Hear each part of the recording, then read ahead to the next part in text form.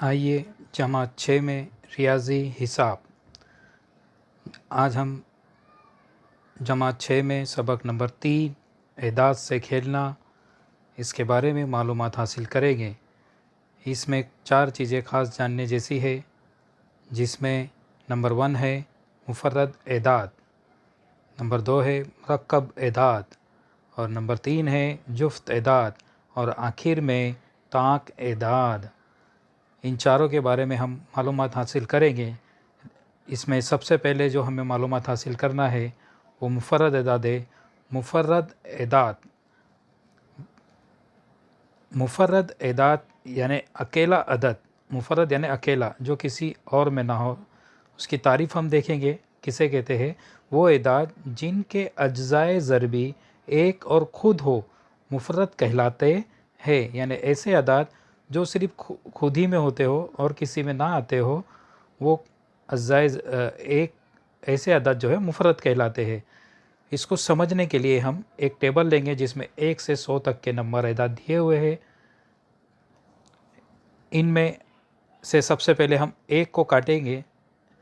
1 को काटिए, क्योंकि ये एक मुफर्रद अदद नहीं है। एक ऐसा अदद है वो मुफर्रद नहीं है, क्योंकि एक तमाम एदाद में आता है, तमाम ही का जुज़्व ज़रबी है। इसलिए एक ना मुफर्रद अदद है ना मरक्कब अदद है। इसलिए एक जो है, एक को हमने सबसे पहले काट दिए, और इसे यहाँ पे समझना है मुफर्रद के लिए भी हमें। अब 1 के बाद हम मरहला नंबर 2 लेते हैं। मरहला नंबर 2 है कि 2 पर दायरा बनाइए और दायरे के 2 के बाकी तमाम अज़ाफ़ जैसे 4, 6, 8 और 10 वगैरह काट दीजिए। मसलन 2 के पहाड़े में आने वाले, यानी 2 के ऊपर तो हमको दायरा बनाना है और 2 के पहाड़े में आने वाले तमाम अज़ाफ़ उसको काट देना है। या ऐसे अदाद जो 2 से बेबाक तकसीम हो जाते हैं, उन तमाम अदाद को हमें काट देना है। मतलब वो 2 के अज़ाफ़ नहीं है, यानी वो मुफर्रद अदद नहीं है। उसके बाद मरहला नंबर 3 है। अगला अदद जो है बग़ैर कटा हुआ अदद 3 है। अब 3 जो है बग़ैर कटा हुआ अदद है। अब 3 के जो है हमें उसके ऊपर भी जो है दायरा बना देना है, और उसके बाद आने वाले यानी 3 के जितने अज़ाफ़ है उसको काट देना है। या 3 से जो अदद बेबाक तकसीम हो जाते हैं उन्हें काट देना है। इन शॉर्ट 3 के पहाड़े में जो भी अदद आते हैं उसे काट देना है। यहाँ पे लाल अदद से भी कटा हुआ है, लाल चौकड़ी ऑलरेडी लगाई हुई है जो कटा हुआ है पहले से, लेकिन उसके अलावा भी जो अदद बचा है 3 के पहाड़े में था उसे भी काट कर यहाँ पे पीले एरो से आपको बताया गया है। यानी 3 के जितने अब अदद बचे हैं, वो जितने अदद कट चुके हैं वो मुफर्रद अदद नहीं है, मरक्कब अदद है। यानी कटे वो कट चुके हैं, वो 3 और 2 के पहाड़े में नहीं आते। इसी तरह हम मरहला नंबर 4 लेंगे।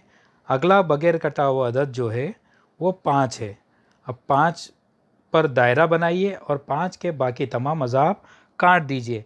यानी 5 पे तो हमने दायरा बना लिए, अब 5 के पहाड़े में आने वाले तमाम ही एदाद को भी काट देना है। यानी 5 से जो एदाद बेबाक तकसीम होते हैं उसे भी हमें काट देना है। अब हमने देखा कि जो 5 के भी जितने अदद को हमने काट दिए वो भी अब मुफर्रद नहीं रहे। यानी जितने अदद कटे हुए हैं वो मुफर्रद नहीं है, और जो अदद दायरे में आ रहे हैं वो अदद कैसे है, मुफर्रद एदाद है। इसको देखने के लिए हमें मरहला नंबर 5 देखना पड़ेगा। इसी अमल को हम तब तक जारी रखते हैं जब तक कि फ़हरिस्त के तमाम एदाद दायरे में आ जाए या कट जाए। यानी उसके बाद 6 कटा हुआ है, 7 बाकी है, तो 7 पे दायरा आएगा और 7 के पहाड़े में आने वाले अज़ाफ़ वो भी कट जाएंगे, और बाकी इसी तरह का हम अमल करते जाएंगे। 7 के बाद बचेगा 11 को लेंगे तो उसके 12 कटा हुआ है, तो फिर 11 के पहाड़े में जो एदाद आते थे यानी 77 और 99 उसे काट देंगे।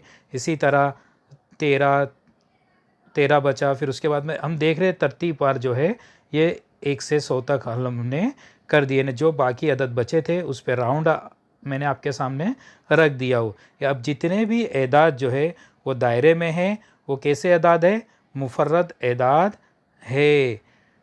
कैसे अदाद है? मुफर्रद अदाद।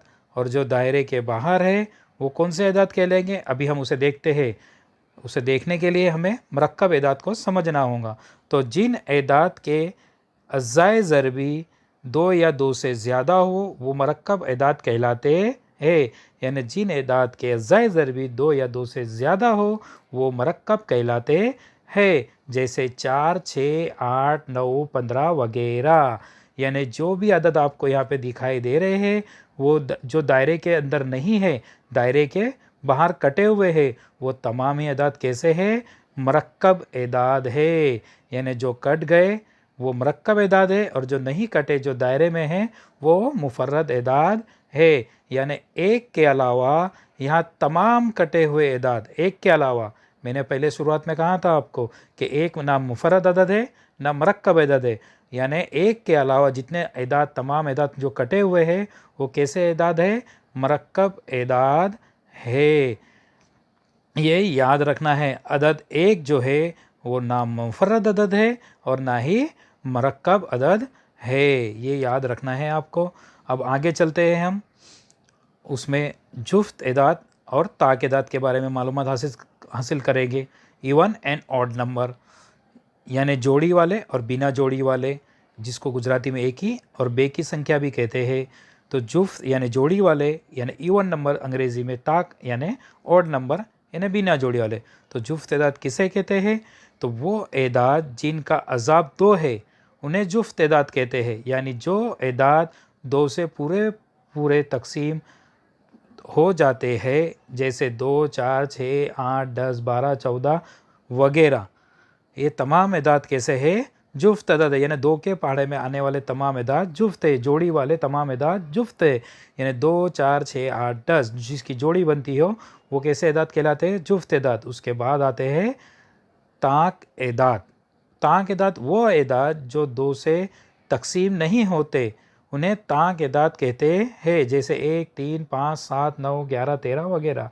यानी जो 2, 4, 6, 8, 10 ये जुफ्त एदाद हुए जोड़ी वाले, और जो बिना जोड़ी वाले हुए 1, 3, 5, 7, 9, 11, और ये एदाद जो है 2 से बेबाक तकसीम नहीं होते। तो ये एदाद कैसे कहलाते हैं? ताक एदाद। दोनों में डिफरेंस याद रखना। जुफ्त यानी जोड़ी वाले 2, 4, 6, 8 और ताक यानी बगैर जोड़ी वाले 1, 3, 5, 7, 9। यहाँ पे और एक ख़ास बात याद रखना है कि सबसे छोटा जुफ्त अदद जो है वो 2 है, और इसी तरह सबसे छोटा मुफर्रद अदद भी 2 है, और 2 ऐसा मुफर्रद अदद है जो जुफ्त भी है और ताक भी है। उम्मीद है आपको ये तब पूरा वीडियो आसानी के साथ समझ में आ गया होगा। तो इस वीडियो को जो है आप दूसरे क्लास के बच्चों के लिए भी शेयर कीजिए, इसे लाइक कीजिए और सब्सक्राइब करना ना भूलें। शुक्रिया।